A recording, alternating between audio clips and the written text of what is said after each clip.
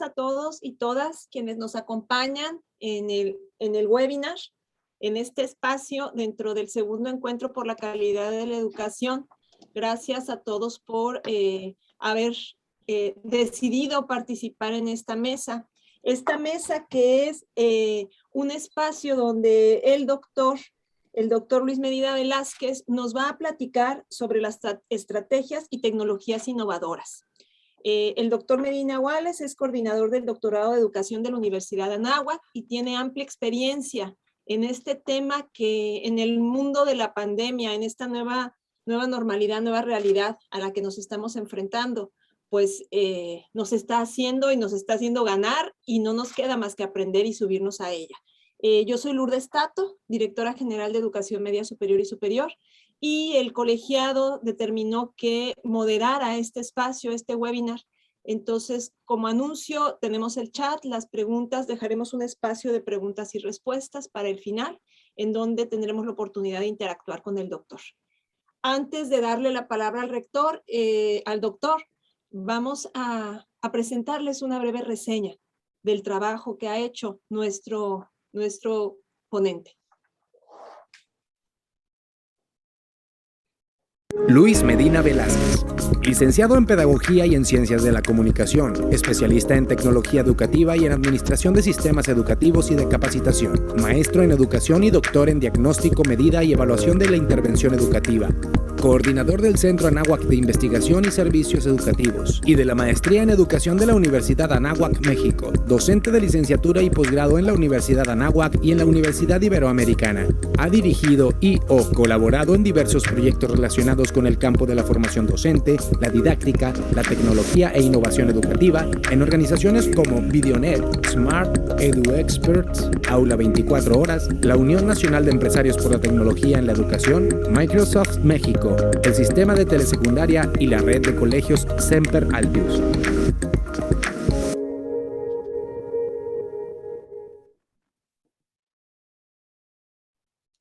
Pues está con nosotros el doctor, le agradecemos el tiempo, el espacio, de verdad le reconocemos que esté con nosotros. Como comentaba la maestra Ana Berta en la presentación de la conferencia, siempre para nosotros desde Sonora es bueno, es muy provechoso ver cómo nos ven y ver cómo ven otras realidades. Creo que el trabajo en la educación superior y algo a lo que nos estamos enfrentando es en trabajar de la mano y hacia afuera de las instituciones. Normalmente las instituciones de educación superior, por su naturaleza, por su capacidad para generar conocimiento y generar aprendizajes, trabajan hacia adentro de sus comunidades. Entonces, este espacio en donde tenemos reunidos a docentes de diferentes subsistemas de educación superior, de diferentes partes del estado de Sonora y de algunas otras partes del país, pues nos da esta oportunidad. Estar juntos aquí en espacio y tiempo, en una modalidad híbrida, ahora, porque pues esto no es tampoco una modalidad a distancia, es una nueva creación para la educación. Y pues doctor, muchísimas gracias y estamos todos aquí atentos esperando su reflexión, sus comentarios y participar con usted y poder intercambiar. Gracias a todos y pues adelante, doctor. Muchísimas gracias, muy buenos días a todos ustedes. En primer lugar, agradecer a las autoridades educativas del estado de Sonora esta invitación. A nombre de las autoridades de la Universidad de Anáhuac, les agradecemos mucho esta distinción y estamos encantados de poder compartir con ustedes diversas reflexiones, pero también algunas experiencias, proyectos y algunas pautas de trabajo que pueden ser de utilidad para muchos docentes. Si ustedes me lo permiten, voy a compartir a continuación mi presentación para poder ir platicando junto con ustedes acerca del tema que esta mañana nos ocupa. En primer lugar, quisiera yo retomar el título de esta presentación, esta charla. Vamos a hablar acerca de estrategias y tecnologías innovadoras para el aprendizaje a distancia. Los datos de un servidor están a su disposición en la parte inferior de la diapositiva para cualquier consulta, colaboración, etcétera. Estaremos encantados de poder colaborar con ustedes. Bueno, ¿cuál es el propósito de esta charla? En primer lugar, poder reflexionar juntos, de manera crítica, acerca de los principales logros, aprendizajes y desafíos tecnológicos y educativos que hemos vivido todos los docentes y la comunidad educativa en su conjunto en el marco de esta pandemia que todavía nos aqueja. Y por supuesto, cómo nos podríamos en un momento dado preparar para el próximo regreso a clases. En segundo lugar, examinar algunas estrategias educativas y recursos digitales innovadores para el aprendizaje a distancia que pueden ser susceptibles de aplicar en nuestras clases. De esta manera, abordaremos en un primer momento algunas reflexiones teórico-prácticas y después ya platicaré acerca de todas estas propuestas que se consideran, bueno, hoy en día como innovadoras para poder repensar y de alguna manera innovar en el proceso educativo. La primera reflexión. ¿Qué duda cabe que en este momento estamos todos juntos haciendo historia? Prácticamente el mundo nos ha puesto a prueba, específicamente ahora que estamos en una tercera ola de esta pandemia.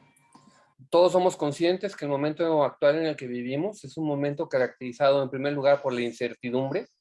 No sabemos qué va a pasar el día de mañana.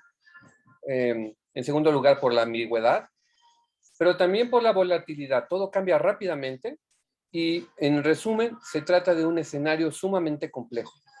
La pregunta es si estamos formando a los futuros profesionistas que el día de mañana van a poder afrontar los retos de este mundo complejo y cambiante. Me gustaría compartir con ustedes una reflexión inicial acerca de la tecnología.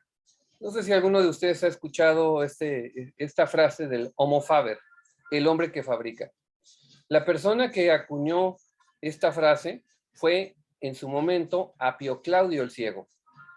Era un político romano que vivió a partir del año 340 a.C.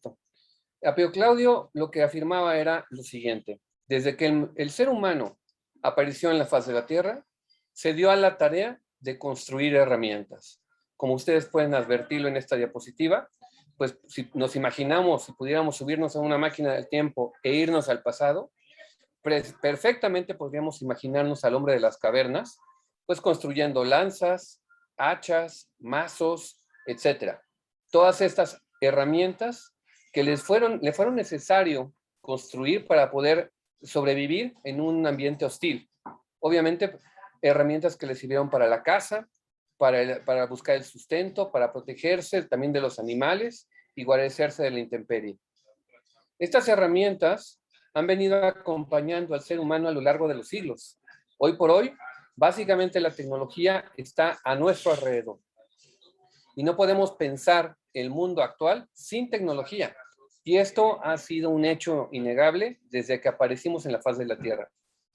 A lo largo de los distintos momentos históricos, hemos podido vivir diferentes revoluciones industriales. La primera revolución industrial, me estoy refiriendo a la que tuvo lugar en Inglaterra, con la incorporación de la máquina de vapor. La segunda revolución industrial, que tuvo lugar en Estados Unidos, con la incorporación de la industria eléctrica. Específicamente, gracias a las aportaciones de grandes científicos, pero también industriales, como pudieron ser Tomás Alva Edison y Nikola Tesla. La tercera revolución industrial la vivimos en el siglo XX, justamente en los años 60, con la incorporación de la computadora, específicamente con estos dos grandes magnates que todos conocemos, Steve Jobs y Bill Gates. Y en este momento nos encontramos atravesando la etapa que se ha denominado como la etapa de la industria 4.0. ¿A qué me refiero con esta etapa de la industria 4.0? Es una etapa, es una cuarta revolución industrial. Esta cuarta revolución industrial, desafortunadamente, pareciera invisible a nuestros ojos. Por eso se habla mucho de las tecnologías invisibles. ¿A qué me refiero cuando digo tecnologías invisibles? El ser humano del siglo XXI, estamos tan acostumbrados a hacerlo todo con máquinas, con tecnologías, con herramientas, que ya estas herramientas prácticamente se han vuelto invisibles ante nuestros ojos. Si ustedes se ponen a pensarlo, el día de hoy muchos de nosotros nos despertamos con la alarma de nuestro teléfono móvil. Cuando nos levantamos y nos metimos a bañar, con el solo hecho de girar la perilla del baño, obtuvimos agua caliente para podernos bañar. Posteriormente nos hicimos un café en un aparato eléctrico, tal vez nos calentamos un sándwich en un horno de microondas, tomamos nuestro automóvil y estuvimos escuchando la radio.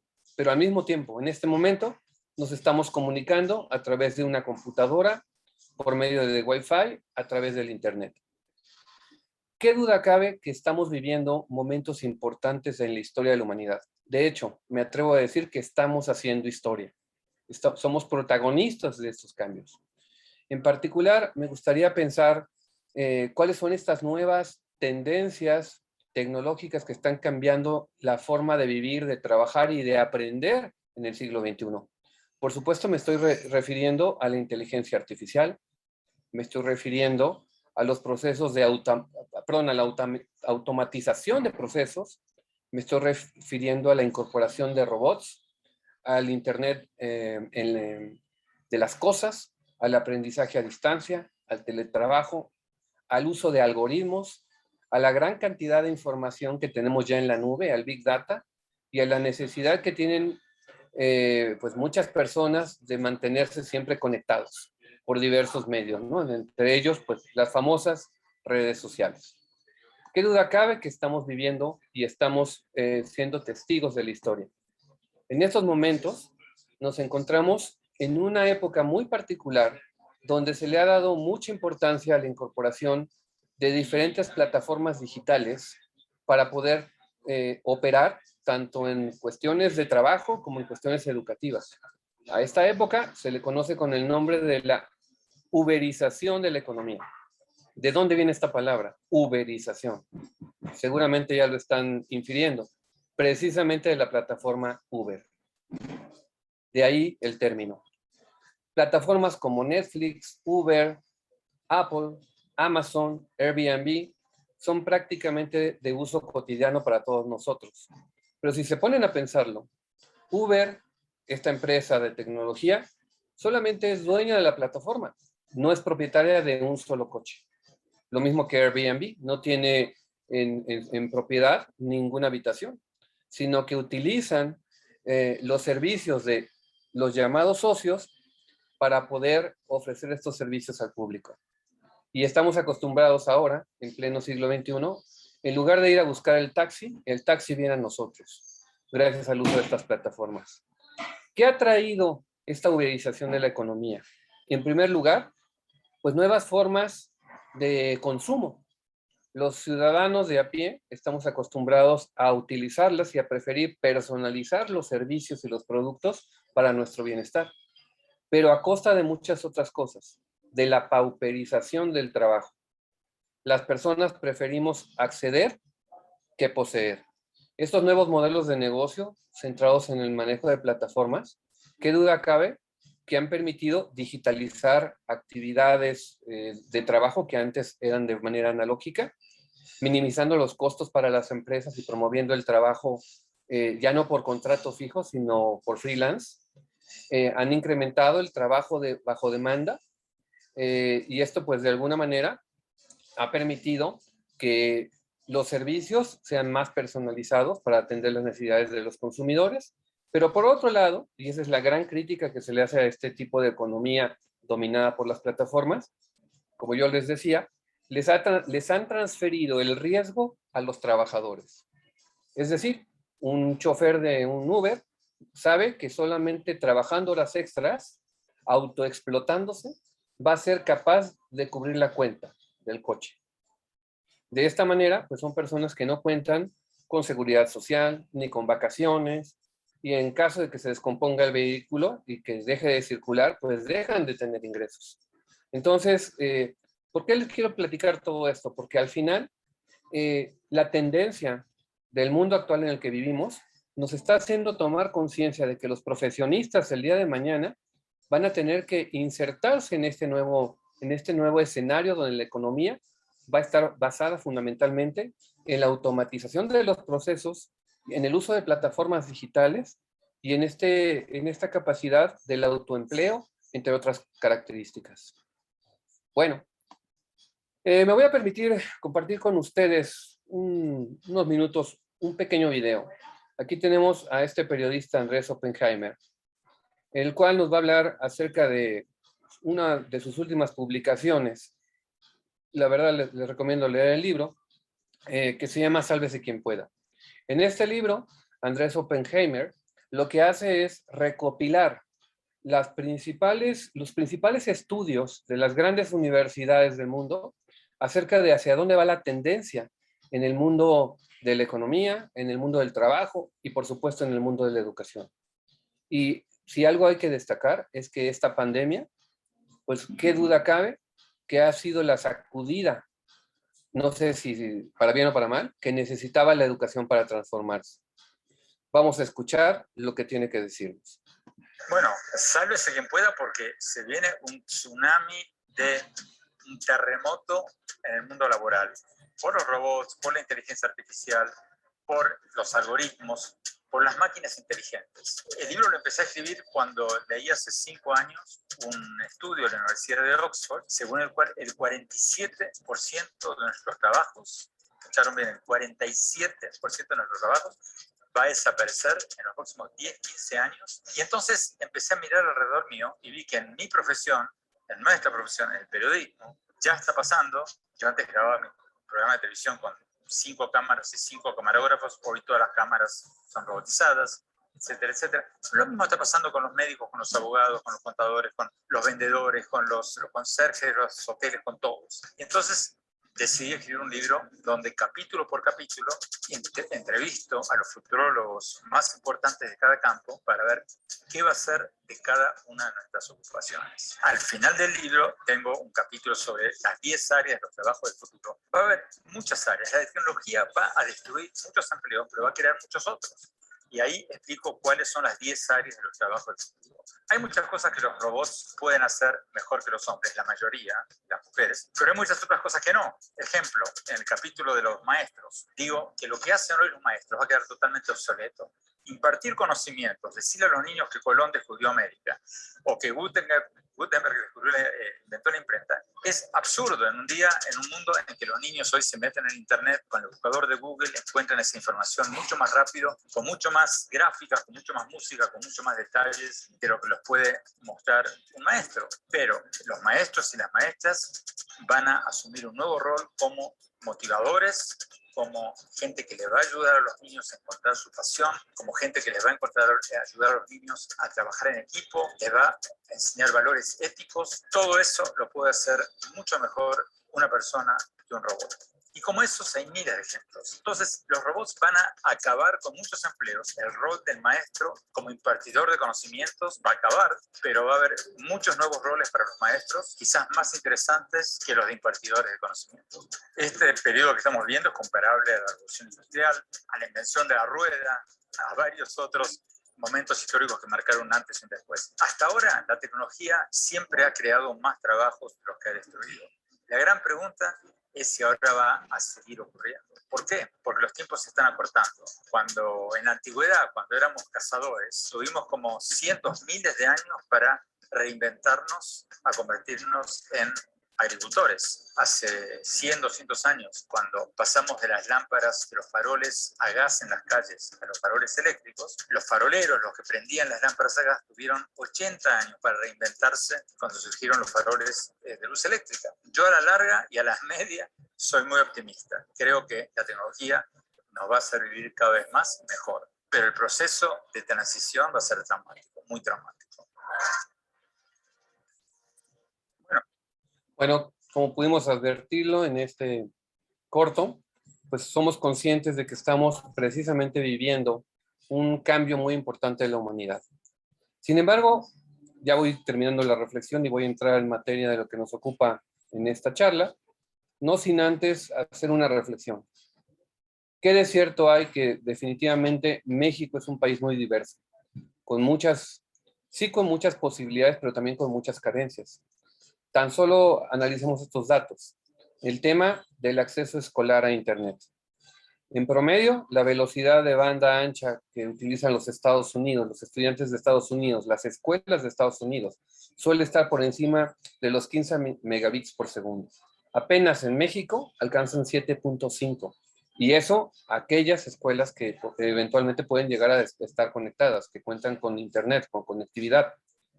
En México, solamente el 12% de las escuelas cuentan con acceso a una conexión en internet, de acuerdo con datos proporcionados por la Comisión Económica para América Latina y el Caribe.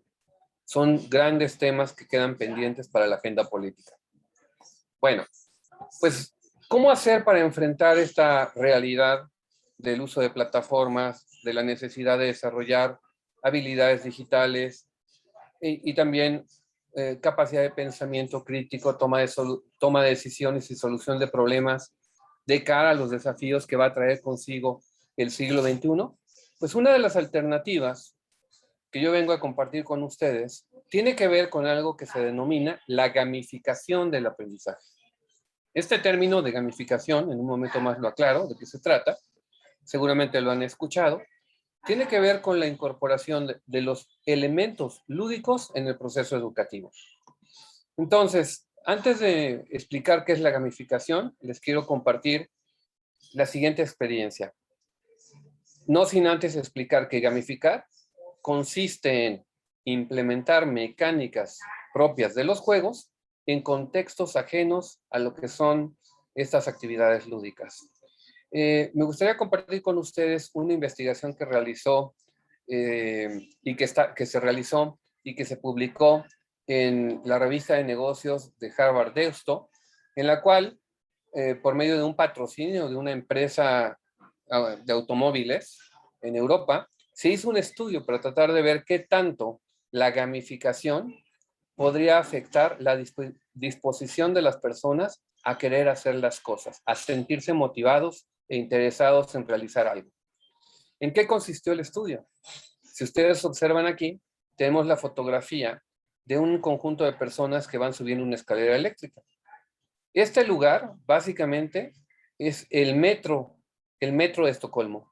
Y el reto que tuvieron era, ¿cómo le podemos hacer para que cada vez más personas prefieran o elijan cada vez más veces subir las escaleras convencionales y hacer un poco más de ejercicio, en lugar de preferir las escaleras eléctricas? Ese fue el reto. Vamos a ver cómo lo resolvieron aplicando los principios del juego.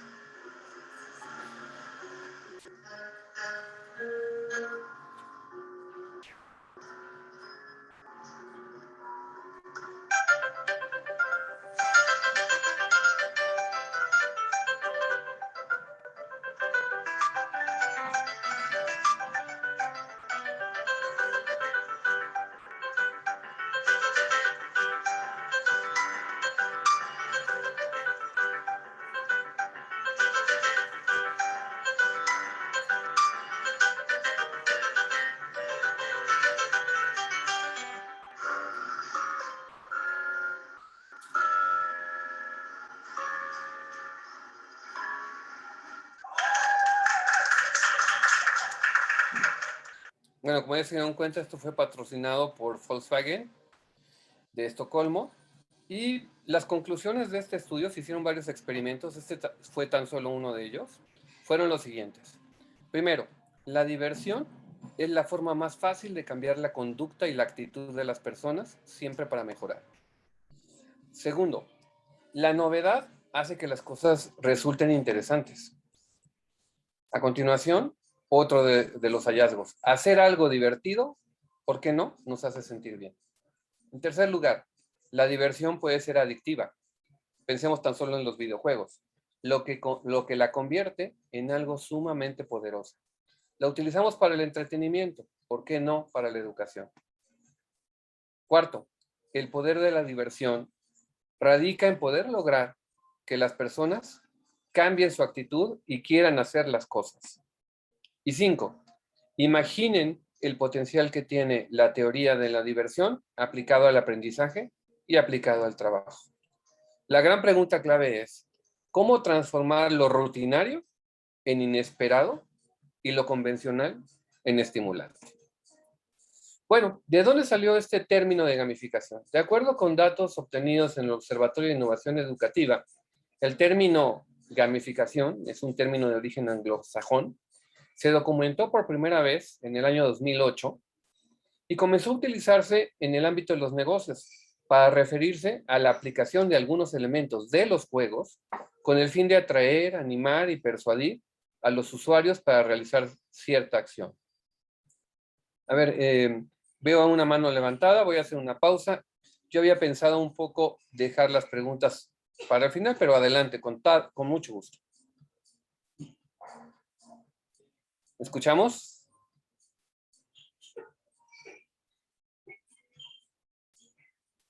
Me parece que ya bajaron la mano. No sé si nos pudieran ayudar compartiendo su comentario, su duda. Bueno, parece que ya lo podemos dejar para el final, no pasa nada. Continuamos. Doctor, si le parece, las preguntas que nos las vayan poniendo en el chat para irles dando espacio y hacemos un interpaz para poder desahogar algunas preguntas. ¿Le parece? Perfecto. Entonces, vamos anotando en el chat y ahí vamos señalando quiénes quieren participar. Con todo gusto. Muchísimas gracias. Muy bien. Pues el uso de este término, gamificación, se empezó a potencializar con el uso de las redes sociales y con el uso de aplicaciones. Todos los que usamos, por ejemplo, la herramienta Waze y que somos Wazers, sabemos que en un momento dado, cuando reportamos algún accidente de tráfico o algún atascamiento en el tráfico, etcétera, vamos obteniendo puntos. Y esos puntos nos van subiendo de nivel. Entonces, eso al final se convierte en una herramienta lúdica. Vamos a ver cómo se podría utilizar esto. Ya voy cerrando con todos estos planteamientos teóricos y enseguida arranco respecto a las metodologías y las herramientas. No sin antes hacer la siguiente reflexión. Incorporar juegos en una clase. Muchos profesores consideran que no es aprender, que es perder el tiempo. La pregunta sería, ¿esto es mito o es una realidad? Otra idea que se tiene también muy común. Incorporar juegos en una clase no implica ningún esfuerzo. Los dejo para su reflexión. ¿Mito o realidad? Incorporar juegos en una clase no es para adultos. Eso es para niños. No es serio. ¿Mito o realidad? Incorporar juegos en una clase nos convierte más en animadores, pero no en docentes. ¿Mito o realidad? Incorporar juegos en una clase promueve la competencia despiadada por querer ganar y ser el primero. ¿Mito o realidad? Por último, incorporar juegos en una clase implica el uso de tecnologías demasiado complejas que no están a mi alcance. ¿Mito o realidad? Ya tendremos oportunidad de contestar estas preguntas. En términos generales, yo quisiera decir cuál es el valor educativo de la gamificación, la incorporación de estas mecánicas de los juegos en el aprendizaje. Los beneficios socioemocionales. En primer lugar, incorporar juegos en una clase o actividades lúdicas en una clase nos permite promover la expresión de los estudiantes, su participación y su colaboración. También permite estimular el sentido de autonomía y de sana competencia cuando se trabaja en equipo. Nos permite promover el interés y el gusto por aprender, la necesidad de obtener logros y de superarse.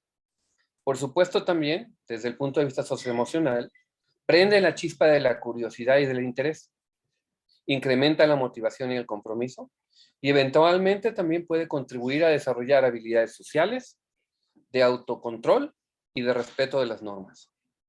Desde el punto de vista académico, ¿qué aportes nos otorga la gamificación? En primer lugar, en la gamificación, el error es visto como una fuente de aprendizaje.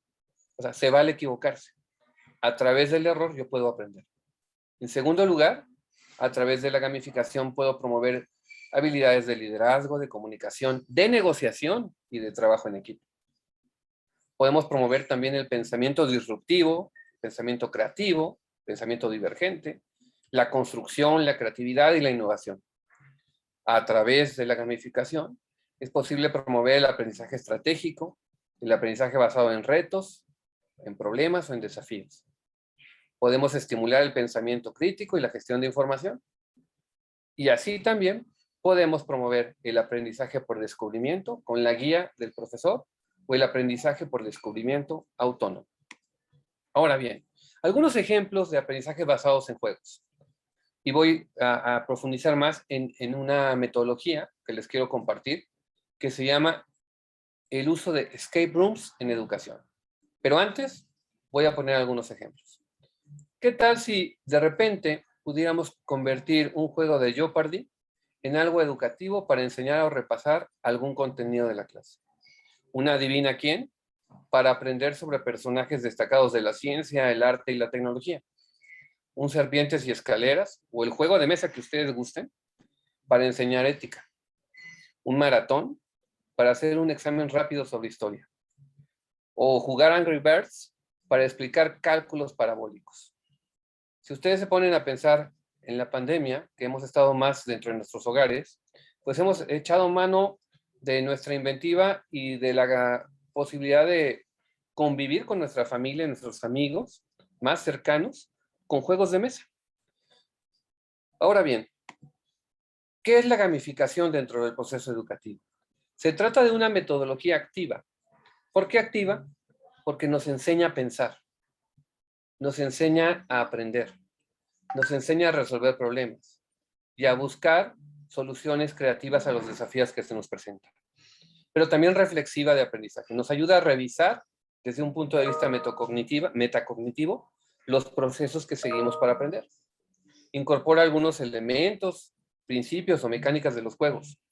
En otras palabras también, se trata de promover el learning by doing, el aprender haciendo, a través de la solución creativa de problemas, promoviendo el aprendizaje autónomo, pero también el aprendizaje colaborativo.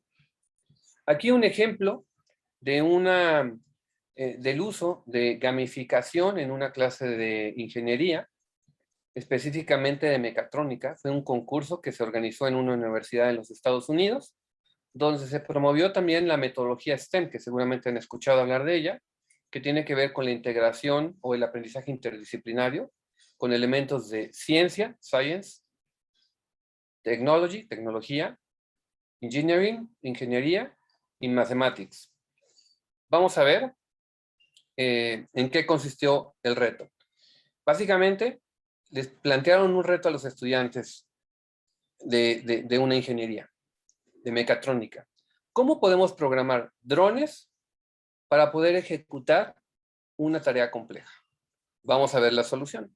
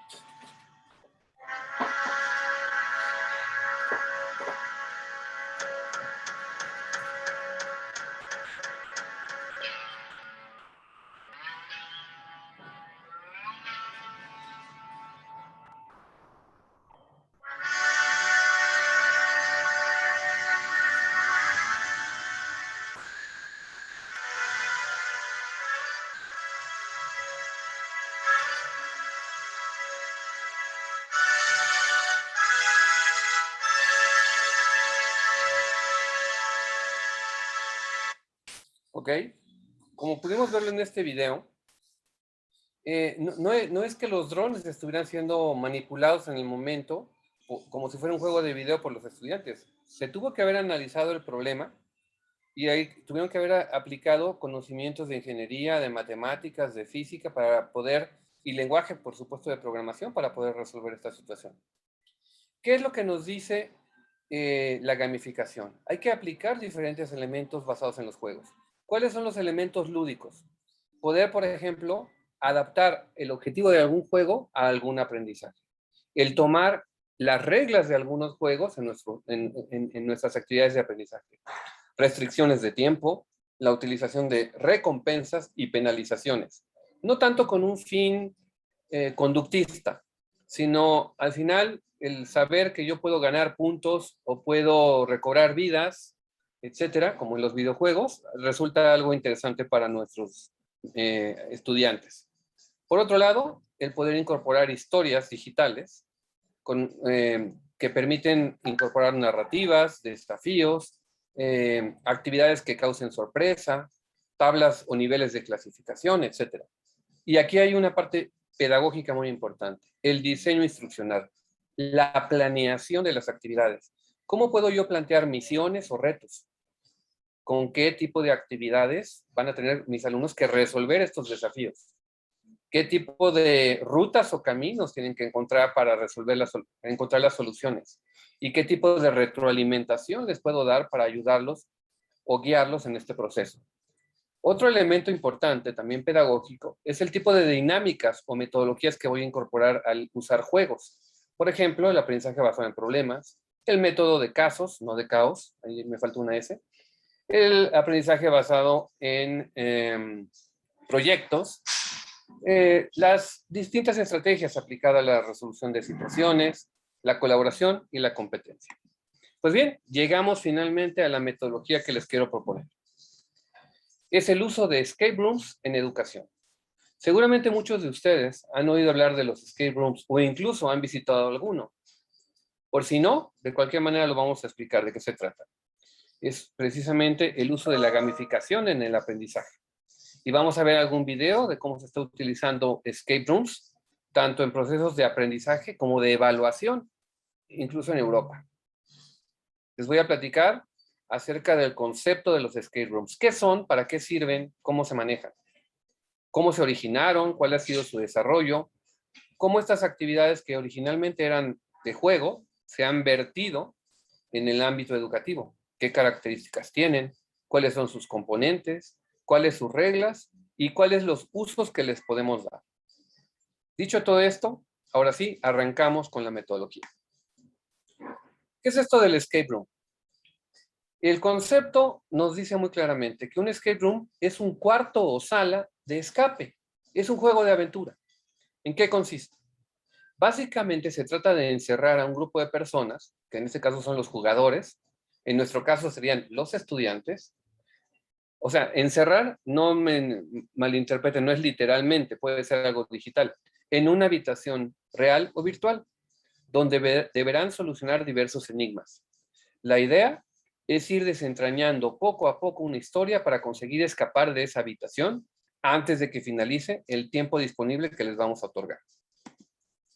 Vamos a ver un ejemplo que nos explica qué es un escape room en video.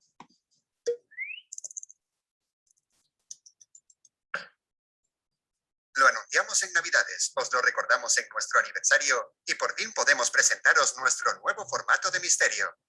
¿Conocéis los escape rooms? Seguro que muchos habéis ido alguna vez. Se trata de un juego en el que los participantes tratan de salir de una habitación, resolviendo puzzles y enigmas en un determinado tiempo para completar una misión que se nos plantea al entrar. Y con un Game Master, un guía que nos echa una mano si estamos muy perdidos. Pues Tiki Tac han querido presentaros su versión particular. ¿Seréis capaces de ir resolviendo las pistas junto a nuestro protagonista? Prestad mucha atención. Eres un hacker de primer nivel a quien le han encargado la copia de unos archivos del laboratorio y has logrado el primer paso. Pero lo que no sabías era que la base fuese una ratonera. Hay muchos enigmas que deberás descifrar para llegar al ordenador central y descargar toda la información en tu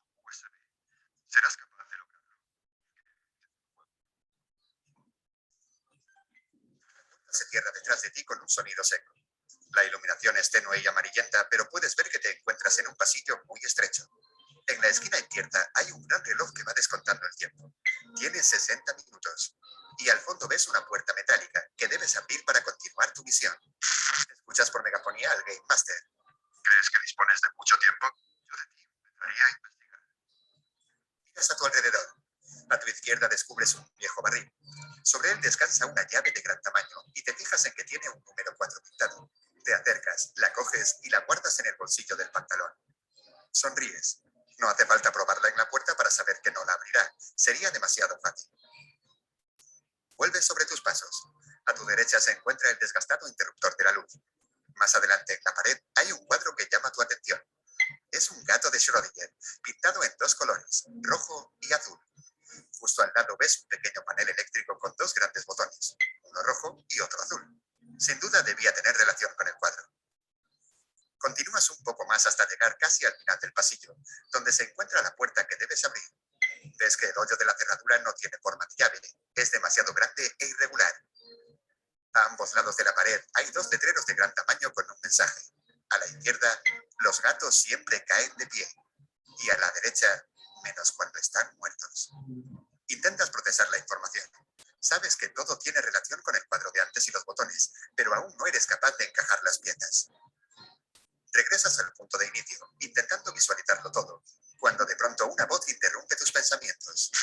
¿Qué pasa? ¿La luz no te deja ver la realidad? Te sientes ofendido porque el Game Master considere que necesites ayuda tan pronto, pero está claro lo que debes hacer. Alargas la mano hacia el interruptor y apagas la luz. De pronto la estancia se oscurece, a excepción de 2 elementos. En el suelo, frente a la puerta, el dibujo de un gato fluorescente, que con la luz no podías ver. Y en el techo una silueta, justo encima, también marcada con una cruz fluorescente. Enciendes de nuevo la luz.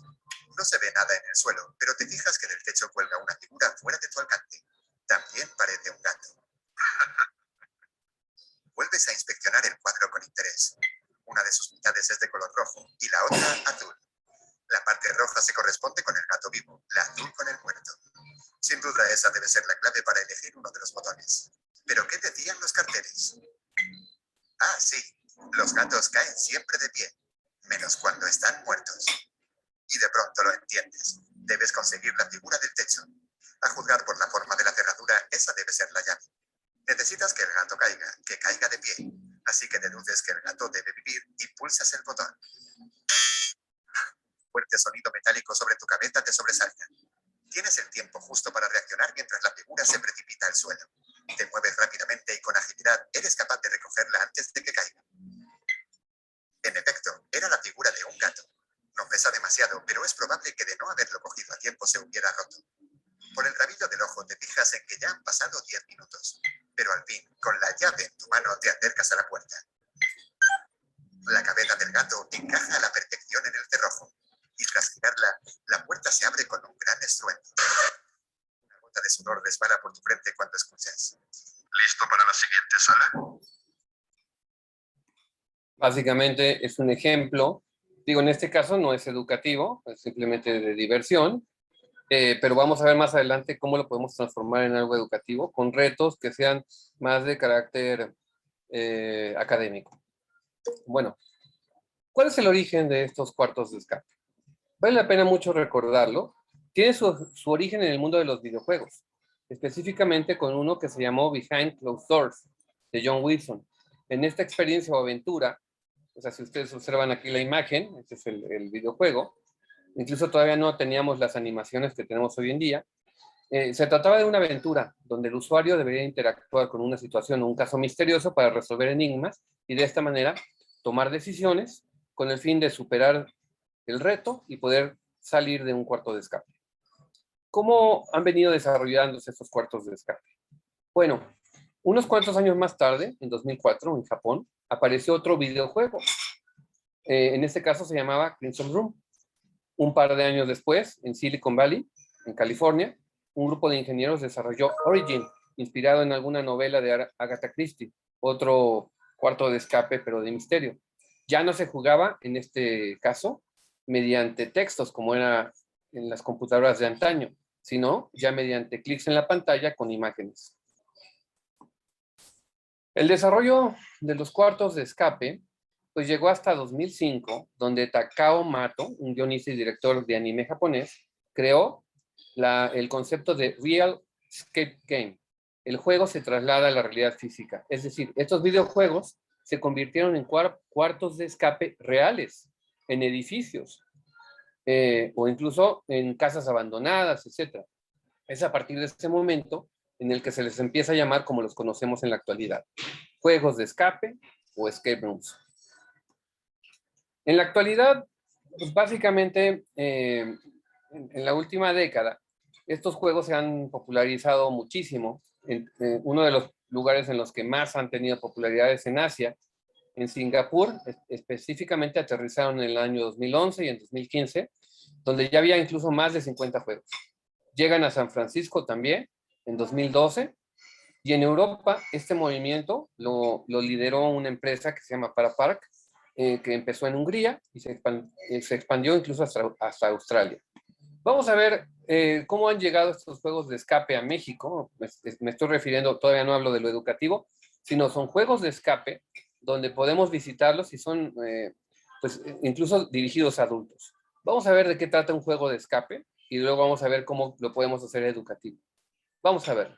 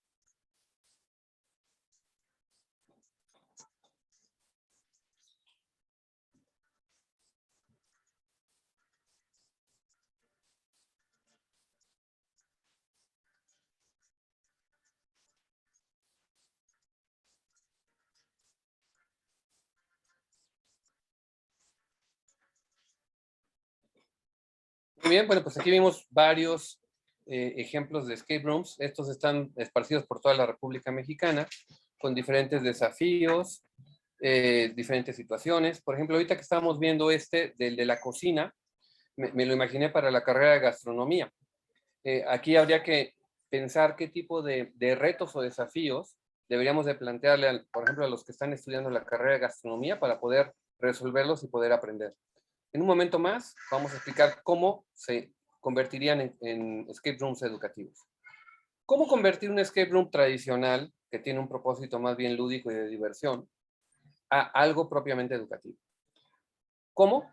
Simplemente transformando esta idea en una estrategia de aprendizaje que puede llevarse a cabo tanto de manera real en una escuela, cuando tengamos la posibilidad de regresar a nuestros campus y que hayamos pasado, por supuesto, la pandemia, pero también de manera virtual. Existen distintas plataformas con plantillas que nos permiten diseñar escape rooms. Un ejemplo de estos es la plataforma Genially, que es gratuita. Si ustedes buscan genially.com, se pueden registrar en esa plataforma, les aparecen diferentes tipos de plantillas, sirven para hacer infografías y otro tipo de cosas. Pero hay un apartado dentro de esa plataforma Genially en la cual uno puede encontrar un apartado específicamente para juegos y para gamificar, de tal manera que incluso hay plantillas de escape rooms. La idea es inventarnos una actividad donde un equipo de nuestros estudiantes se les presente una misión o un desafío importante, y para ello, para poderlo resolver, les vamos a tener que asignar tareas de aprendizaje y o acertijos para poder salir de este con bien. Adquieren un valor educativo cuando las pruebas que hay que superar están relacionadas específicamente con los contenidos del currículum o con los aprendizajes esperados o incluso las competencias que queremos trabajar. Aquí les voy a presentar a continuación cómo un profesor en España convirtió un escape room tradicional en uno propiamente educativo y lo utilizó específicamente en los procesos de evaluación de sus estudiantes. Vamos a ver.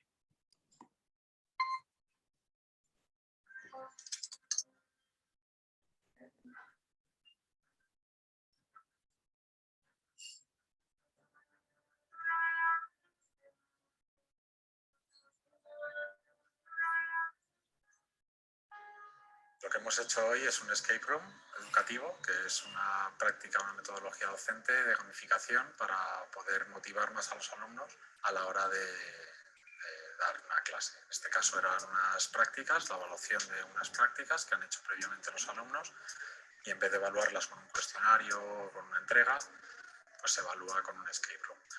Por equipos tienen que ir superando una serie de retos y algunos son competitivos, es decir, el primero que consigue el objetivo pues tendrá mejor nota, pero otros son colaborativos, son retos de colaboración entre los distintos equipos, se tienen que ayudar para poder conseguir el objetivo. Hay pruebas utilizando muchas veces pues candados, combinaciones de maletas o de cajas que tienen que conseguir para conseguir material, para conseguir superar esos retos. Todas las preguntas, obviamente, tienen que ver con la asignatura y con la práctica, no preguntas de otro tipo. Y los alumnos pues van cada vez motivándose más según van entrando en el ambiente. Pues ahí es muy importante la ambientación, como veis, pues, disfrazado, pues la maleta con la bomba, los tubos radioactivos, etcétera, para que los alumnos entren un poco en el ambiente con un vídeo explicativo en el que estoy disfrazado de terrorista y les hago como que están encerrados en la habitación y tienen que salir, tienen una hora, y la verdad es que los resultados son muy buenos. Ya lo he puesto en práctica en otra asignatura y esta es la primera vez que lo pongo en práctica en la asignatura de seguridad informática. La práctica iba de una técnica de hacking que tenían que atacar a una comunicación, y ahora vemos la técnica de hacking y luego vemos cómo protegerse frente a ella.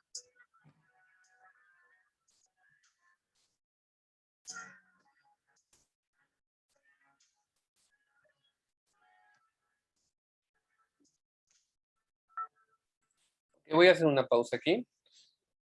Si tenemos eventualmente profesores de la carrera de medicina que están acostumbrados, por ejemplo, a llevar a cabo las evaluaciones clínicas objetivas estructuradas de sus alumnos, acuérdense, las famosas ECOE, donde se ponen una serie de escenarios y donde el estudiante tiene que ir entrando a cada uno de estos escenarios para resolver una situación clínica que tiene que resolver eficientemente aplicando todos los conocimientos que ha adquirido en la carrera. Pues básicamente es un poco la misma lógica.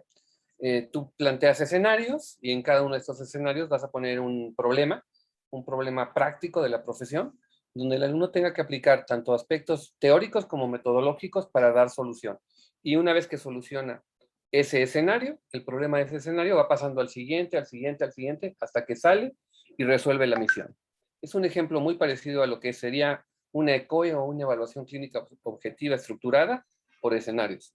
Veo por ahí una mano levantada.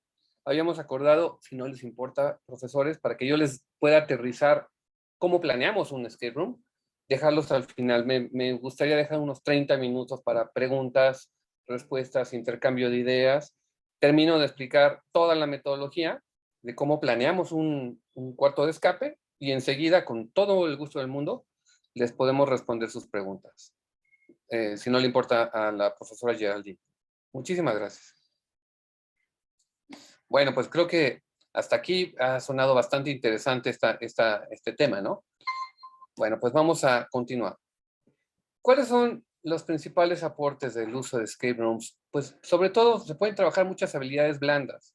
Pensamiento crítico, evaluación de situaciones complejas, toma de decisiones, adaptabilidad y gestión de las emociones, porque muchas veces los escape rooms son contrarreloj y en una ECOE, como lo que platicamos hace rato en el campo de la formación médica, pues siempre hay un tiempo que cumplir.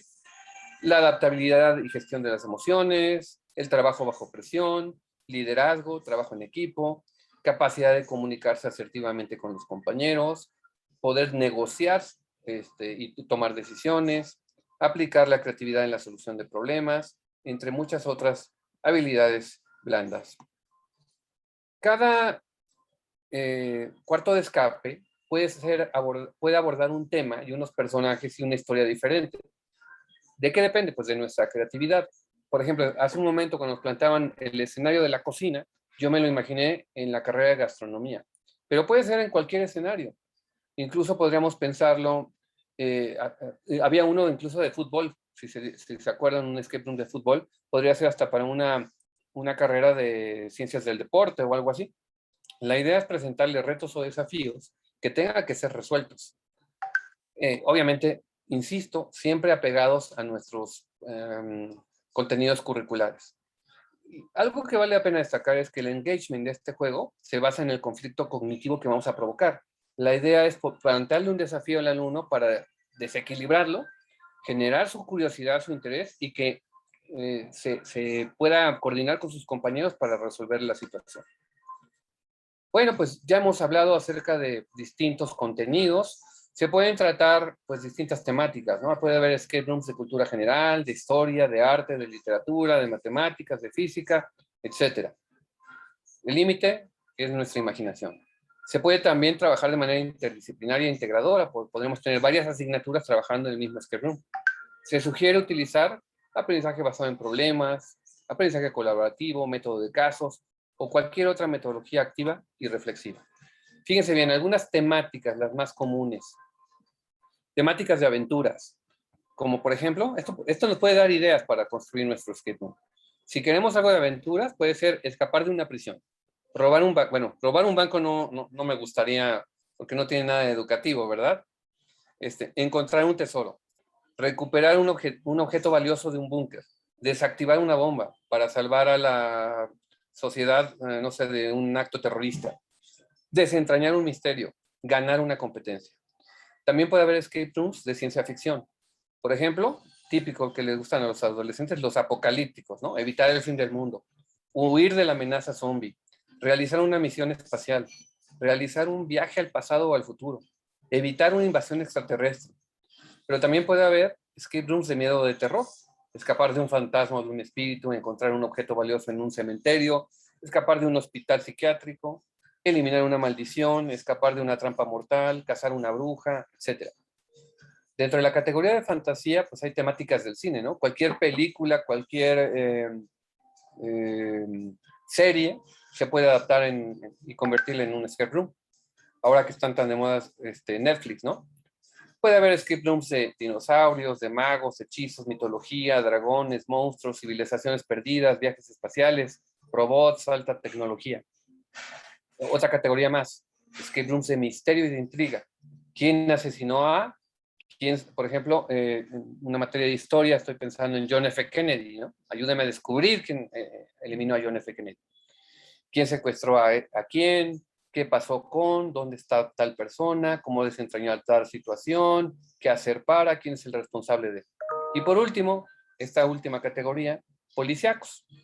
rescatar a una persona que está secuestrada, encontrar un asesino serial, detener un grupo del crimen organizado. ¿Dónde he oído eso, verdad? Demostrar la inocencia de una persona culpada injustamente, por ejemplo, para derecho, resolver un crimen. Entonces, la verdad es que hay miles de posibilidades de temáticas. Siempre tenemos que tener presente la posibilidad de convertirnos nosotros en el Game Master. ¿Quién es el Game Master en un escape room? Es la persona que de repente se aparece en el escape room para dar pistas y darle orientación a los participantes para que puedan resolver los misterios. En este caso, ¿quién sería el Game Master? ¿Lo adivinaron? Nosotros, los profesores. Es la figura clave para lograr que la aventura sea completamente inmersiva. O sea, tiene que estar siempre manejando la misma historia, ¿no? O sea, no puedes salirte de la situación que planteaste en un principio, de esta historia ficticia. Siempre tienes que ser, por ejemplo, si lo hacemos de manera virtual, puede ser un avatar, ¿no? Si es algo estoy pensando, los amantes de Harry Potter, pues puede ser Dumbledore, ¿no? El Game Master. Las funciones del Game Master: recibir a los participantes, introducir la historia, plantear los retos o acertijos, definir las reglas, guiar y supervisar el juego y el aprendizaje. Ya casi vamos a acabar. Bueno, los enigmas. Los enigmas son la parte central del juego. Básicamente de eso depende el diseño de toda la experiencia, que tiene que ser inmersiva. ¿Cómo planteamos los enigmas? Hay que poner una misión que se tenga que resolver. La idea es provocar que haya retos ingeniosos de lógica, también de ciencia, etcétera, que resulten atractivos para los alumnos. El grado de dificultad. Tenemos que buscar un equilibrio en la dificultad de las actividades y retos, de modo que no resulten ni tan fáciles que resulten aburridos, ni demasiado complicados que sean difíciles de resolver. La narrativa, es decir, la historia. Hay que camuflar el aprendizaje con un entorno imaginativo, utilizando historias, etcétera, para lograr, por medio del storytelling, envolver a los estudiantes en un ambiente totalmente inmersivo. Por otro lado, las mecánicas de los juegos deben de encajar con la trama argumental. La secuencia de historia se debe de hilvanar a través de acciones muy simples. Por ejemplo, abrir sobres, buscar imágenes, descubrir pistas, etc. Las reglas de los juegos. Aquí se sugiere considerar definir para cuántos jugadores y la estructura de los equipos. Las acciones o actividades que tienen que realizar, obviamente las de aprendizaje. Las reglas del juego, los puntajes, las penalizaciones o los consejos. El tiempo. No necesariamente tiene que haber una duración estándar. Eso ya depende de nosotros. Podemos normalmente establecer 3 momentos clave: el antes, el durante y el después del juego. La tecnología. Básicamente, ahorita que estamos muchos de nosotros trabajando a distancia, las plataformas como la que les platiqué, Genially, ya tiene plantillas prediseñadas donde simplemente el profesor se mete, se da de alta, lo único que tiene que hacer es plantear la misión, colocar a los personajes, definir las actividades de aprendizaje y las normas y los puntajes. Y el alumno va llevando a cabo las actividades de tal manera que el profesor, como el asesor, puede llegar a aparecer en un momento dado para darle pistas o asesoría para resolver los enigmas. Siempre se recomienda hacer un ensayo previo antes de iniciar el juego. Y aquí hay un punto muy importante: la evaluación. A través de la evaluación podemos obtener información importante del progreso de los alumnos, el tiempo de resolución del problema, cuánto tardan, el nivel de cooperación, entre otras cosas. Finalmente, ¿qué elementos o recursos podemos incluir en nuestros cuartos de escape? Por supuesto, esto es parte de la creatividad y de cada tipo de juego de escape. Puede haber sobres, bolsas, cajas donde podamos ocultar mensajes, candados, dispositivos de seguridad, lámparas de luz ultravioleta o luz negra para develar los mensajes, contadores de tiempo, sopas de letras, crucigramas, laberintos, mapas, objetos, mensajes ocultos, entre otras cosas. Aquí un ejemplo. Este lo diseñamos en la maestría en educación en la Universidad de Anáhuac para una empresa de tecnología. Un ejemplo fue este que les voy a compartir. En 3 diapositivas pensamos en cómo planear este escape room. Aquí utilizamos una historia. Seguramente muchos de nosotros hemos visto la serie de películas de Misión Imposible. En este caso, Misión Imposible, para quien no conozca la película, nos presenta siempre a un grupo de agentes secretos que siempre son liderados por en este caso, este protagonista que es Ethan Hunt, protagonizado por, ¿cómo se llama este actor? ¿Me ayuda, profesora? Fue Tom Cruise. Ah, ya, sí, Tom Cruise. Tom Cruise. Y la tarea de Tom Cruise siempre es poder resolver, le plantean una misión donde tiene que salvar a la humanidad de un ataque terrorista. Y entonces se enfrenta a todos los desafíos habidos y por haber. Entonces utilizamos esa historia para convertirla en un escenario de aprendizaje. ¿Cómo lo hicimos? De la siguiente manera.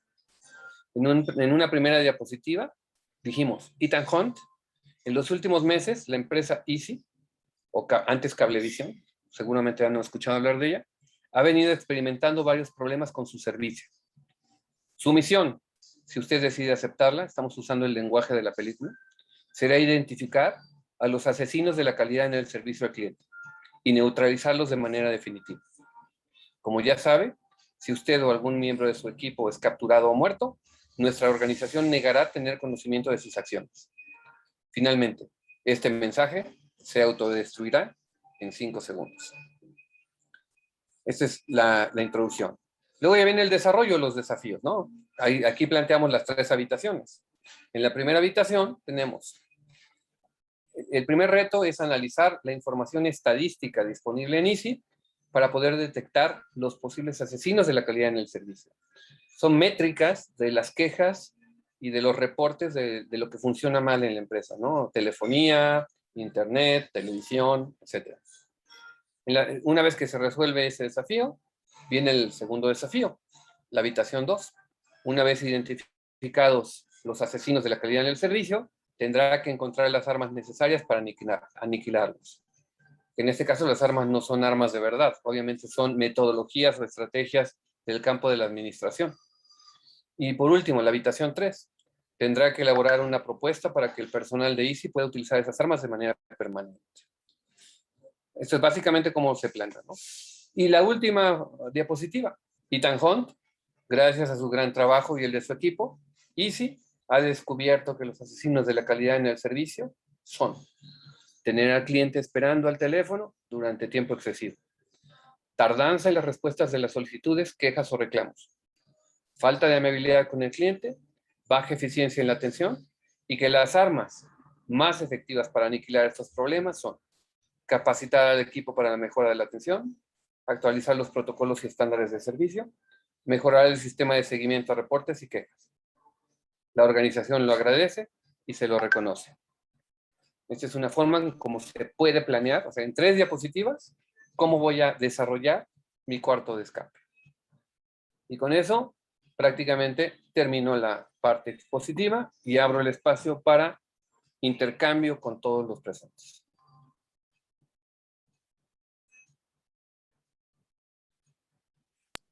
Gracias, doctor. Teníamos la primera mano levantada. Entonces, pues le pediríamos a la compañera, le van a abrir el micrófono, que nos fueran levantando la mano y nuestro apoyo tecnológico aquí, que es parte de nuestro cuarto de escape, nos ayude a ir dándoles la palabra. Adelante. Adelante, entonces, si les parece bien, me imagino que escuchamos de viva voz la pregunta o el comentario.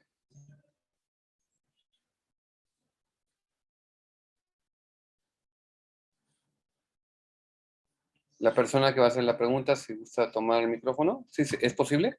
Buenas, buenas. ¿Puedo prender la cámara? Ah, sí. Buenas. Pues primero le iba a decir que por favor compartirá el sonido de Zoom. Es que usted como que cuando uno comparte en Zoom dice compartir sonido y estábamos escuchando al micrófono. Sabía cosas que no se escuchaban muy bien y eso era como lo que le iba a decir. Pero aparte, bueno, ya que me dieron la palabra, mi nombre es Geraldine, yo soy colombiana, pero vivo en Nogales, Sonora, y llegué acá para ser maestra universitaria. Yo hablo inglés, francés y alemán, entonces soy maestra de idiomas. Yo creo mucho en la educación virtual, de hecho, y bueno, esto va a sonar muy irónico, pero la pandemia me cayó de maravilla porque me permitió como entrar de lleno a la educación virtual, y yo creo muchísimo, muchísimo en la educación virtual, y he logrado que a través de, que a través de los ejercicios, tengo como todo un repertorio de ejercicios que permiten que las personas se diviertan, y pues obviamente tengo una ventaja, y es que yo busco páginas, por ejemplo, en francés para enseñar cosas en francés, en alemán para buscar cosas, enseñar cosas en alemán, y creo que de verdad hay muchísimos recursos. Yo con mis estudiantes veo cosas de química, bueno, obviamente no soy química, pero veo experimentos en francés, por ejemplo, hemos visto geografía en francés y en alemán, historia no mucho, porque buenamente, pues es historia de sus países, y historia de México no conozco tanta, perdón, llevo solo 2 años y apenas me estoy acostumbrando, pero hemos visto muchos temas, matemáticas, por ejemplo, matemáticas básicas, y creo que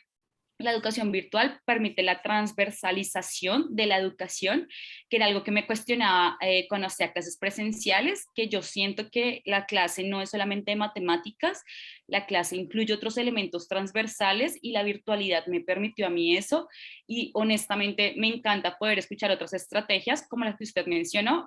Digamos que intentaba como planteármela, y obviamente no podría con el tema de idiomas exclusivamente, tendría que hacer algo como lo que usted dijo, de un tema diferente, pero en idiomas o en otro idioma, pero leí también en el chat un montón de elementos muy útiles, de hecho los anoté, que creo que hacen que la educación virtual sea muy rica.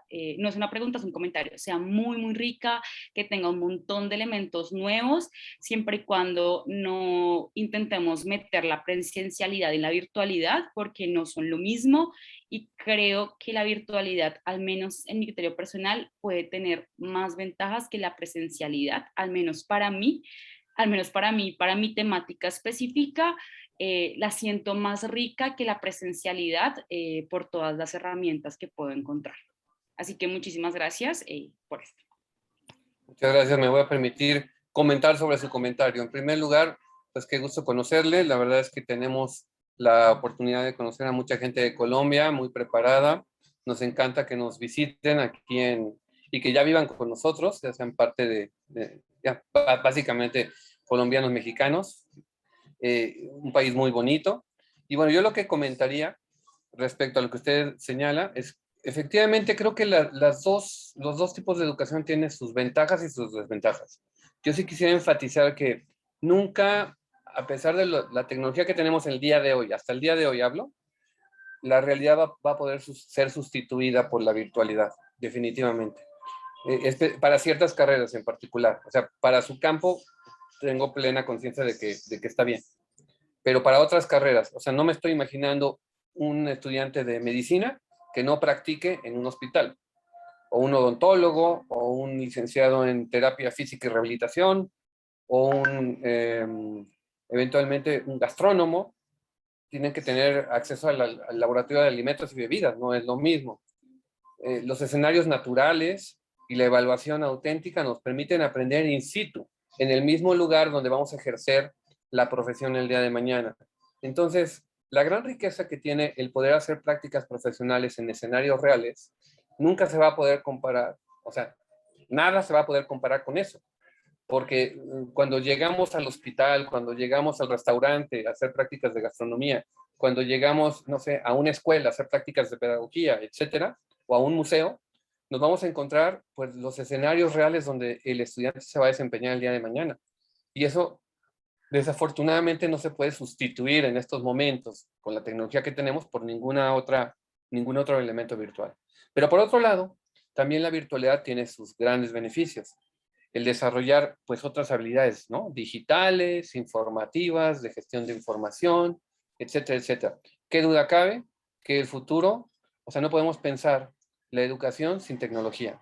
Hoy por hoy nos queda muy claro que hay dos tipos de analfabetos: los que no saben leer y escribir, y los que desafortunadamente no saben usar, aprender y reaprender con tecnología. Entonces, comparto sus puntos de vista. Muchas gracias, un gusto. No sé si tengamos alguna otra pregunta que quieran participar o comentario, son bienvenidos. Comentaba, doctor, que estamos en una cuarta revolución industrial Y creo que esta cuarta revolución industrial, a año y medio de haber pasado al mundo virtual en muchas de las cosas que hacemos, de hecho este encuentro por la calidad simplemente hace el 2019, noviembre de 2019, que fue el primer encuentro, pues lo hicimos de manera presencial. Estaban pues acotado un poco al espacio en donde estuvimos en la Universidad de Sonora, esto es, en un lugar físicamente en Hermosillo para ciertos números de personas. Tuvimos 200 personas que son las que nos están acompañando ahorita en este webinar con usted, más los que están adicional. Entonces, creo que esta cuarta revolución industrial se aceleró de manera exponencial con la necesidad de todos y de todas de salir adelante y de aprender a vivir en esta nueva realidad.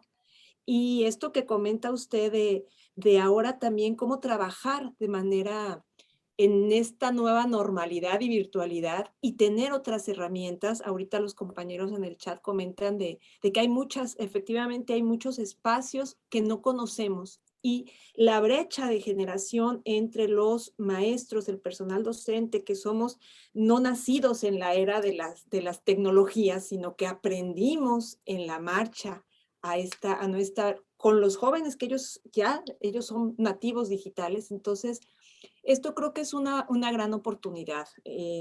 Yo pienso que necesitamos aprender con algunas estrategias y tecnologías innovadoras. O sea, esto que hemos vivido ahorita, esta posibilidad de este encuentro, pues es toda una innovación, un reto tecnológico que nos está permitiendo aprender juntos y tener contactos Ciudad de México, Hermosillo, Nogales, Querétaro. Estamos en un segundo. Entonces, y esto también es para las universidades. Las universidades estábamos muy acotadas a la educación. De hecho, las propias leyes te establecen que la educación debe de ser escolarizada, mixta o a distancia. No está esta modalidad híbrida pensada, no estaba pensada y ya está dada, ¿no? Entonces, como docentes, platicaba la compañera de idiomas, para el tema de los idiomas no se veía, era otra manera de enseñar y ahora pues tenemos esta herramienta y es muy útil. Comentaba usted en medicina, también hay laboratorios virtuales que pueden utilizarse.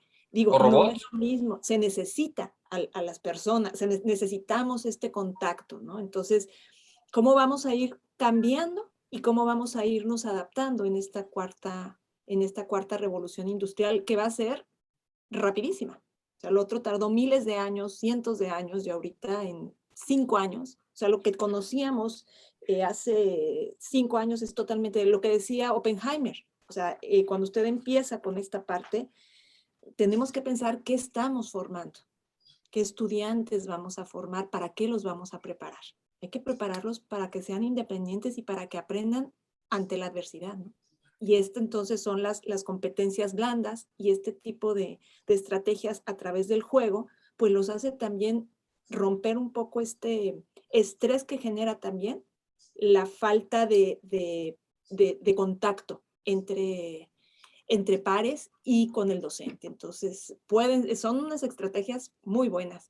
Sería mi comentario, doctor. No sé, de parte de los compañeros, de los asistentes, otros comentarios. Sí, en lo que escuchamos otro comentario, yo quisiera, sobre lo que usted ha dicho, señalar dos cosas. La primera, tener muy claro que la educación es un proceso exclusivamente humano y humanizante. ¿Qué duda cabe que la educación tiene como propósito el perfeccionamiento del ser humano? Y no podemos olvidar que, por supuesto, tenemos una parte muy importante que cultivar, que son los conocimientos, las habilidades intelectuales, las estrategias para aprender, etcétera. Pero no podemos olvidarnos ni hacer de lado nunca, en definitiva, pues toda la parte socioemocional. Nuestros estudiantes, queda claro, se han hecho muchas investigaciones, les invito a revisar una de ellas en la página de Educar en Contingencia, que fue un proyecto de investigación que realizamos varias universidades, coordinadas por el doctor Medina Gual, en el cual se pudo hacer un estudio acerca de los retos, los desafíos, los logros, los aprendizajes que los estudiantes, los profesores de educación superior, pero también los padres de familia en educación básica tuvieron que, o adquirieron a partir de la pandemia. Y pues, qué duda cabe que la parte socioemocional e incluso de salud mental, hacía falta pues una serie de estrategias para atender esos retos. Obviamente se presentaron problemas de depresión, problemas de ansiedad, estrés postraumático, pero también adicciones a las pantallas, me refiero a los videojuegos sobre todo, y también pues repulsiones justamente a estar conectado todo el tiempo a la pantalla de Zoom o de todas estas videoconferencias que tenemos, ¿no? Entonces, el hecho de incorporar el juego o la gamificación distiende un poco el escenario educativo y permite que el alumno también pueda ocupar estos espacios, no solamente para aprender cosas académicas, sino también para divertirse, para entretenerse, para convivir con otros compañeros, mediados por la tecnología. Bien, no sé si tengamos alguna otra participación o podamos leer algún comentario del chat o duda del chat.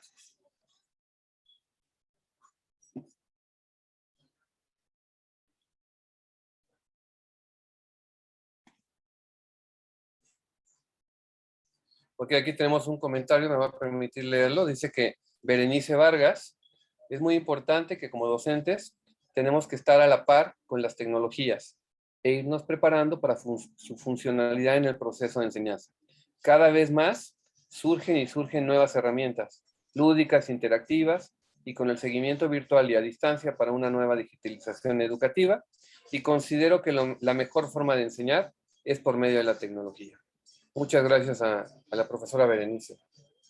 Leo una más de Teresa Flores, que dice: desde Sonora, UPN, en Cresón, he tenido la oportunidad de escribir y publicar este año un libro en colaboración con Ceci Frontera, un hiperlibro de gamificación, el juego como factor clave en el aprendizaje.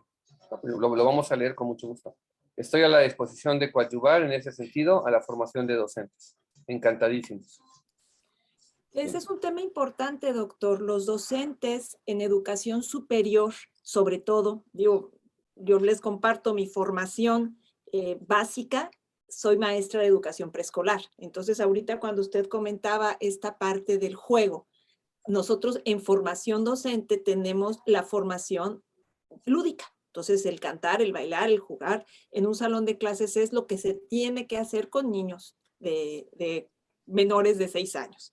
Sin embargo, conforme hemos ido creciendo, se va haciendo formal, la famosa formalidad de la educación. Y los docentes de educación superior sentimos que podemos perder ese control si abrimos al juego. Entonces, esta nueva normalidad, esta situación en la que estamos enfrentándonos, creo que nos abre un gran espacio para también dejar de ser un poco serios sin ser profesionales. O sea, hay que aprender a tener herramientas diferentes para la educación superior. Y finalmente, bueno, todos los que trabajamos en educación superior, a diferencia de la educación básica, somos profesionistas. O sea, estamos formados en el área dura bajo la cual estamos impartiendo. Y bueno, una persona que está en ingeniería industrial o en mecánica o en mecatrónica, pues su formación es para dar ese aprendizaje, y difícilmente nos damos la oportunidad de reír y de reírnos un poquito y de disfrutar con los estudiantes. Y eso distiende muchísimo el trabajo. Creo que es algo que nos enseñan a los normalistas, pero que necesitamos recuperarlo. Entonces, este comentario de la maestra de aquí de Cresón, creo que Sonora tiene esta gran fortaleza de la unión de la institución formadora de docentes, y que ahora, como en esta ocasión que es sede de este encuentro, está abriendo las puertas para los docentes de todas las instituciones de educación superior, porque ahora necesitamos mayores elementos didácticos y pedagógicos para poder abrir el camino a nuestros estudiantes para que ellos construyan sus aprendizajes. Que esto es lo que tenemos que aprender. El famoso, ya de hace tanto tiempo, ¿no? Aprender a aprender. En eso es en lo que tenemos que trabajar. En definitiva, y coincido con lo que acaba de chatear el profesor Jorge Rivera en torno a la necesidad de diversificar nuestras estrategias didácticas, porque estamos tan acostumbrados a tener un repertorio de estrategias que luego lo único que hacemos es reproducirlas, pero no nos hemos dado la tarea, y también hay que decirlo, y nos disculpamos por eso, porque entiendo también lo que significa ser docente, yo lo soy. No tenemos el tiempo ni a veces la formación para podernos implicar en estas nuevas estrategias. Pero la idea es precisamente el poder innovar. Escuchamos a Ana Salcido y no sé si ya vayamos preparándonos para el cierre. Adelante, Ana. Si puedes prender tu micrófono, adelante. Hola, buenas tardes ya. Pues soy Ana, soy estudiante de la Escuela Normal Superior del plantel de Navojoa y me ha encantado la conferencia que ha compartido, doctor, y escuchar mencionar de que en las universidades a veces no se utilizan algunos recursos de gamificación. Pues les comparto mi experiencia. Es muy bonito cuando nuestros maestros dedican su tiempo para poder crear contenidos o poder utilizar otras estrategias para que nosotros sigamos aprendiendo. En verdad lo valoramos que utilicen su tiempo para eso.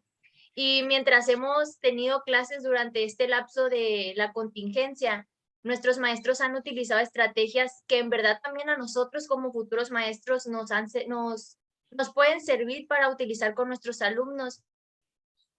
Y todo esto de la gamificación, de cómo han utilizado estas estrategias, nos han ayudado mucho, nos divertimos, las clases no son monótonas y todo es muy padre, la convivencia entre mis compañeros y yo. Entonces, ojalá que todos podamos utilizar esta gamificación. Lo del room se me hizo fantástico, nunca había escuchado de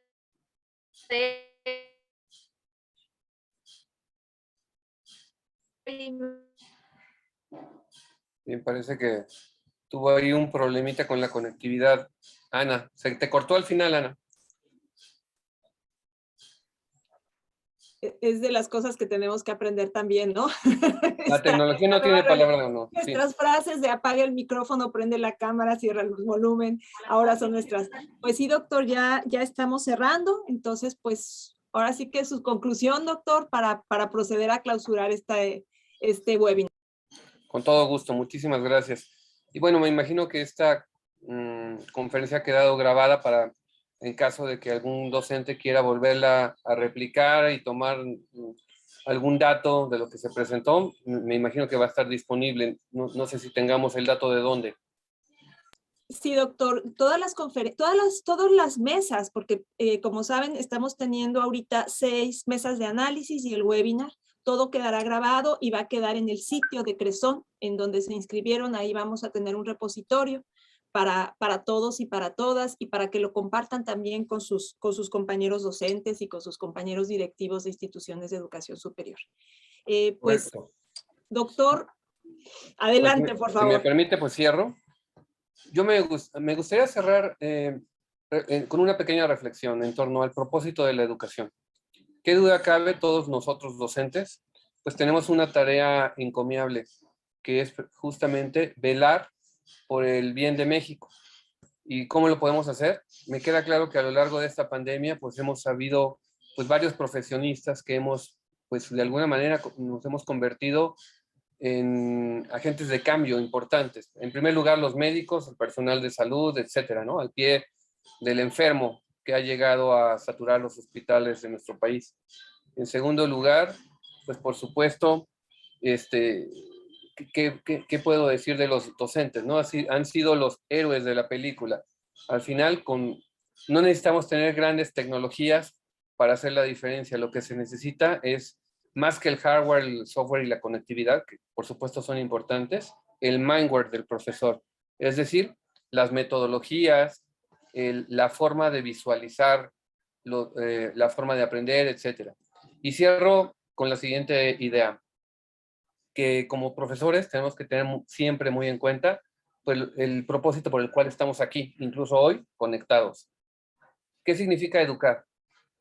Educar, en primer lugar, es ayudarle a cada persona a encontrar un proyecto de vida. Y no me refiero solamente a proyecto vocacional, de tener una carrera, sino independientemente de la edad que tengamos, siempre nos tenemos que poner proyectos a futuro, porque somos proyecto de vida. En segundo lugar, la gran tarea de los docentes es hacer crecer todos los talentos de nuestros estudiantes de manera armónica para que puedan alcanzar ese proyecto de vida. Y cuando alguien alcanza su proyecto de vida y logra la plenitud, lo que logra finalmente es realizarse como ser humano. Y por último, y no menos importante, la tarea de los docentes es, como dije hace un momento, convertirse en verdaderos agentes de cambio.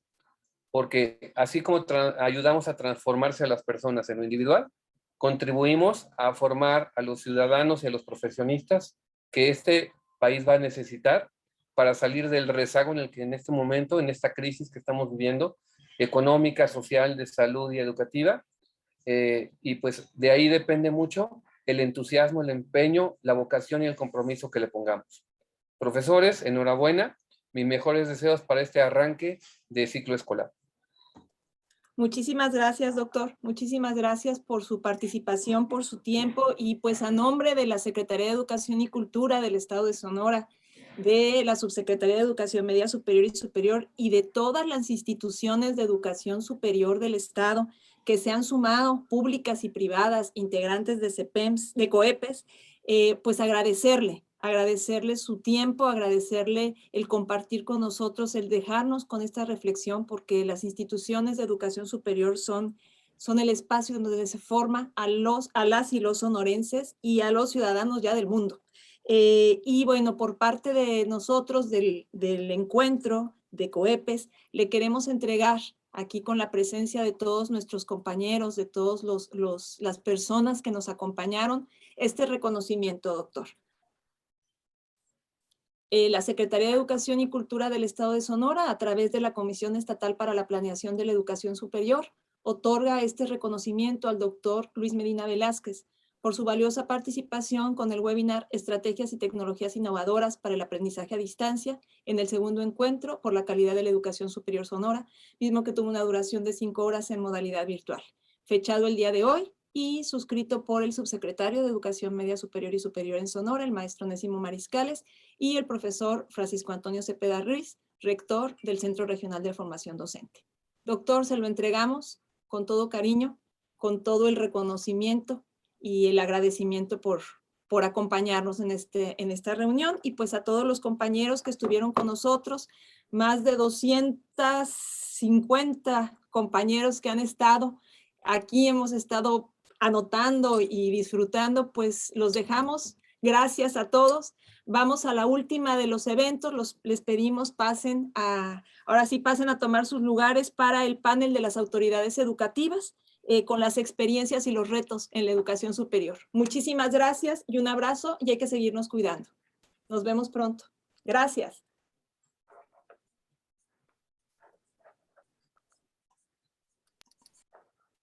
Ya.